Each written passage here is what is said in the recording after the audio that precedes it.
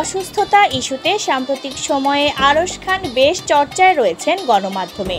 তার সুস্থতা নিয়ে তৈরি হয়েছে কিছু শঙ্কা আর ভুল বোঝাবুঝিও। তবে সেসব কাটিয়ে আরশ প্রেমীদের জন্য এলো আনন্দ খবর।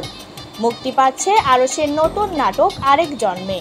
এতে অভিনেতাকে পাওয়া যাবে কেয়ারলেস প্রেমিক শুভ চরিত্রে, আর প্রেমিকা নীলা চরিত্রে দেখা যাবে সুনেরা বিনতে কামালকে। সাংবাদিক ও সাহিত্যিক ইশতিয়াক আহমেদের গল্প, চিত্রনাট্য ও নির্মাণে এই নাটকের গল্পটা এমন। শুভ ও নীলার প্রেমটা অনেক বছরের, কিন্তু নীলার প্রতি শুভর একটা খাপছাড়া কেয়ারিং ছিল সবসময়। নীলা ডাকলে শুভকে পেত না যথাসময়ে, কেন যেন একটা টিউন হচ্ছিল না দুজনের। এরপর গল্পের বাঁক ঘুরে নীলার মামার চরিত্রের মাধ্যমে। নাটকটি প্রসঙ্গে নির্মাতার ভাষ্য এমন: আমি আসলে কাগজে হোক আর ভিজুয়াল হোক বরাবরই একটা ভিন্ন গল্প বলার চেষ্টা করি। এবারও সেই চেষ্টাটি ছিল। দেখা যাক মুক্তির পর দর্শক সমালোচকরা কি বলেন। তবে কাজের অভিজ্ঞতা থেকে এইটুকু বলি, শুভ নীলার চরিত্র দুটিকে সত্যিই প্রাণ দিয়েছেন আরশ ও সুনেরা।